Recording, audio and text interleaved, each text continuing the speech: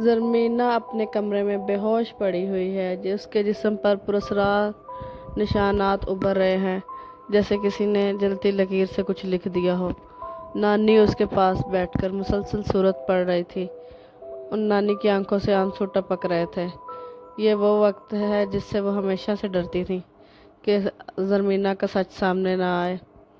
جب زرمینہ ہوش میں آتی تو اسے ایک خواب آتا، ایک بہت پرانا واقعہ، جہاں ایک عورت زرمینہ کی ماں گاؤں والوں سے بچتی ہوئی ایک نوزائیدہ بچی کو لے کر دریا میں چھپ رہی تھی۔ گاؤں والے اس عورت کو پری کا سایہ کہہ کر مار دیتے ہیں، لیکن مرنے سے پہلے وہ عورت ایک بددعا دیتی ہے کہ میری بیٹی کو منحوس کہا گیا ہے، اب یہ گاؤں کبھی سکون نہیں پائے گا۔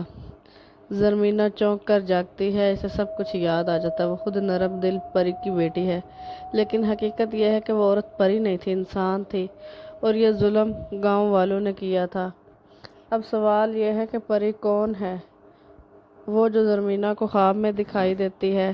زرمینہ پھر سے غار کی طرف جاتی ہے، وہاں وہی پری اس کا انتظار کر رہی ہوتی ہے۔ زرمینہ پوچھتی ہے، تم کون ہو؟ میری ماں تو مر گئی تھی، تم کون ہو؟ مجھے یہ سب یاد دلا رہی ہو؟ پری آہستہ سے کہتی، میں تمہاری ماں کا درد ہوں، وہ درد جو مرنے کے بعد بھی زندہ رہا۔ پری زرمینہ کے قریب آتی ہے، اس کے ماتھے پر ہاتھ رکھتی ہے۔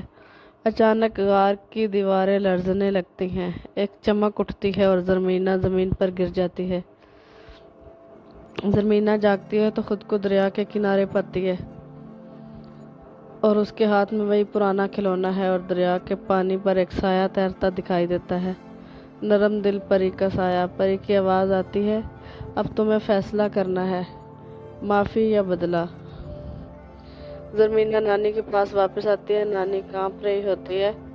زرمینہ صرف اتنا کہتی ہے، اب گاؤں فیصلہ کرے گا کیونکہ سچ واپس آ چکا ہے۔